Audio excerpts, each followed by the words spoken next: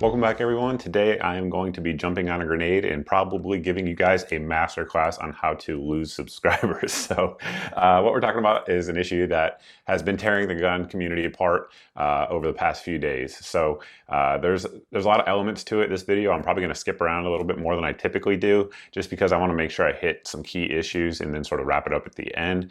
But what happened? Well, we had a ruling that came out, and it's actually a really interesting ruling that has a lot of elements to it. In Illinois, President Barack Obama appointed judge who has a long history of being a leftist in terms of her rulings, made a ruling that has caused a lot of people to ask questions. And basically, the long story short is there was an illegal immigrant in the country who in 2020 was arrested and charged with illegal possession of a firearm. So first off, why would that be illegal? Well, the Gun Control Act of 1968 passed inserted a number of new laws and prohibited persons that up until 1968 did not exist. So basically all of Section 18 that pertains to U.S. gun laws, not all, but almost all of it, came out of the Gun Control Act, and one portion of that was a law that said illegal immigrants could not have firearms. Well, as we all know, the Bruin Decision has come out and changed the landscape as to what would be constitutional in America. And the Bruin Decision stated that all gun laws have to be consistent with the text, history, and tradition of the United States when it was founded. Now, the actual state in this case, they knew that. And the case that they presented was that when the country was founded, certain people who were loyalists to the crown during the Civil War the Revolutionary War. Certain folks who were loyal to the crown were prohibited from buying firearms. The judge threw that argument out because it wasn't a class of people, i.e. illegal immigrants. So they said that there was no standing there, and in regards to Bruin and the text, history, and tradition, there were no laws that prevented illegal immigrants from owning firearms in America when the Constitution was signed.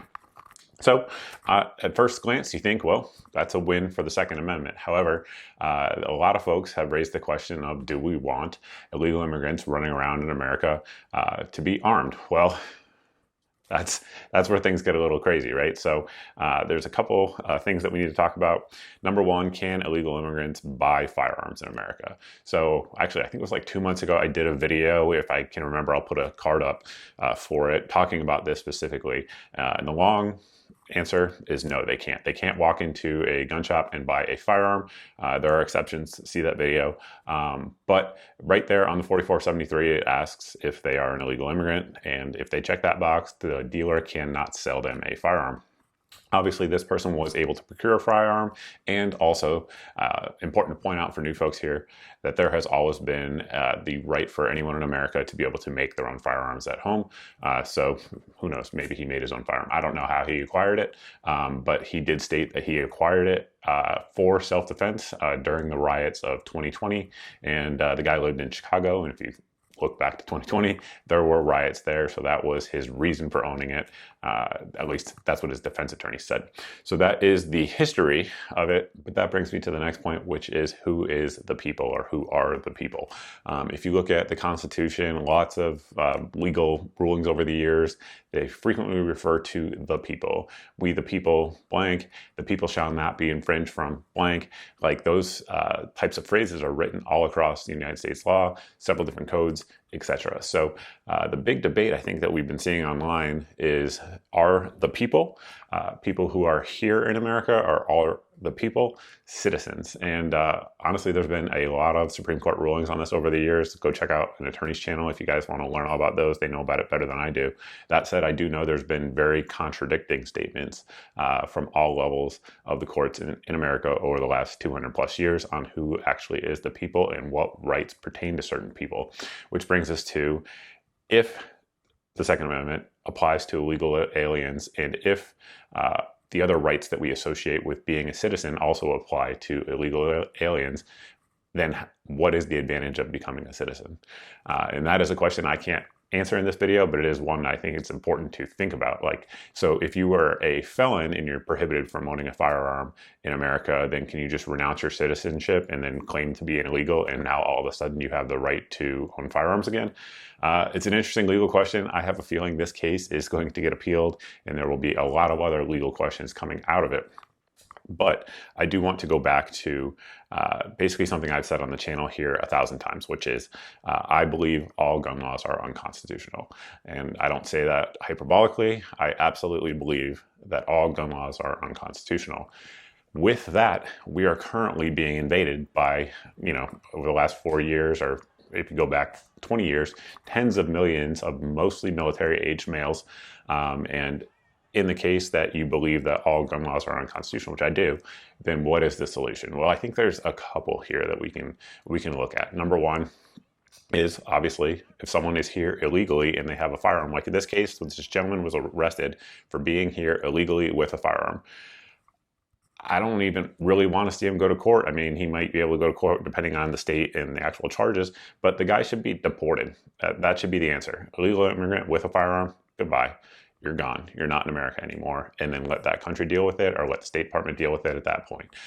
So just deporting illegal aliens and ensuring they're not here is the easiest way to avoid having issues here. Another point that people have brought up in the comments when I posted about this on my various social media points is we have a group of, tens of millions of military-age males. We can't just have them running around armed in America. How are we going to stop this? Well, like anything else, the criminals will always get guns, whether they be illegal immigrants or just regular old American-born criminals. So in that case, the answer is the same as it always is. The best thing that we can do is just have a bunch of good guys with guns everywhere at all times. So that way you can't stop the first shot from a bad guy, but you certainly can stop the second one with a shot from a good guy with a gun. So I realize that may be an oversimplification, but it's true. Think about it. If we're going to have a federal government that is going to allow tens of millions of legal immigrants, again, mostly military-age males, to run around with firearms, can we count on that same government to protect us from those criminals when they want to do us harm? We can't. That is the only logical solution at this point. That said, if you look through history books, has there ever been a time in modern history, I don't know, say go back 2,000-3,000 years, maybe even further than that, where large groups of foreign invaders have come into a country, armed themselves, and it has turned out well? The answer to that is obviously not, right? So something has to be done. A lot of folks online are saying that Congress needs to do something about it. I mean, maybe they do, maybe they don't. Someone needs to do something about it, whether it be at the state level, the federal level, at all levels, and these people simply need to be deported. If you think about it, as an American citizen, right, you have to go in there and fill out your 4473, get a background check to get a firearm. However, with this judge's ruling setting this new precedent that there is no background check required to have a firearm, which, again, I believe in. I think that's the right answer. Now, as it applies to illegals, it creates additional problems that people are uncomfortable with, which I get. So in order to assuage that uncomfortable feeling, we simply have to get illegal aliens out of here. Most people in America that I know are not anti-immigrant. I certainly am not, but I am anti-illegal immigration. We should reform the immigration system, allow people to come in who are vetted by our government, who have skills that our government needs and wants in the country, and can show that they can provide for themselves and their families. But as it is right now, the people who are illegals in this country, the first act they did in our country was commit a crime. And then they've suffered no repercussion for it, therefore drawing more and more of them in. And of course, if you look around the news on these migrant camps and things like that, violence is not rare, not even at all. It is definitely more common than what we see in America, at large. So something needs to be done. Something needs to be done quickly. However, restricting the rights of all people in America, including citizens, further with further gun control, certainly isn't going to do that. And if someone wanted to, if the government, if you will, wants to prevent this going forward, again, two ways to do it: deport these people so that way they're just simply not here, and or you would have to pass a constitutional amendment to prohibit them from owning firearms, because, again, in accordance with Bruin, in accordance with the Constitution itself, there was nothing written in our Constitution that says illegal immigrants can't own guns. I get it. We don't like it. We didn't think about it probably when it was written. However, there's no doubt about it that the ruling here is correct as it pertains to this particular issue. And now that everyone is properly upset at the things I've said and typing down below in the comments section, there's a couple other things I want to mention before closing it out. First off, this is a Mug Club episode, so this video will be free on YouTube and Rumble. Then we're going to head over to Mug Club where we make exclusive content. This week we're going to be talking about the city of Chicago suing Glock and the ramifications that are going to come from that. And that is exclusive content that we make over there for members. We can say what we want. We're not censored over there. And it's not just me, it's other creators that you see here on your screen making exclusive content for our membership. And there should be a code here on your screen as well that will get you guys a free month with the code. So if you want to head over there and try it out, we would greatly appreciate it. And lastly, if you guys like this type of video and you're not subscribed, go ahead and hit that subscribe button, hit the notification bell, all of those sorts of things. Sign up, rather follow me on all my various social media pages that you see here as well. I highly recommend the non-meta ones. They have been messing with me lately, like no tomorrow, hence the censorship I was just talking about.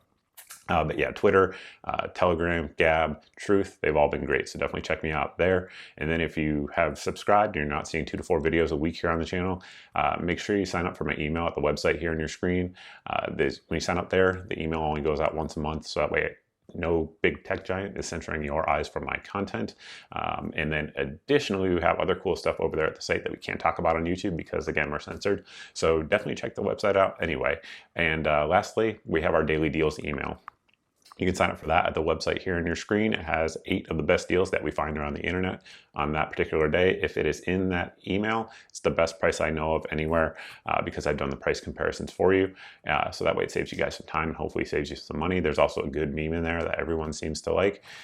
And with that, I truly look forward to your comments on this one. I know they're going to be all over the place. I look forward definitely to hearing what you guys have to say. So let me know down below. And with that, we're going to head over to Mug Club and we'll see you over there.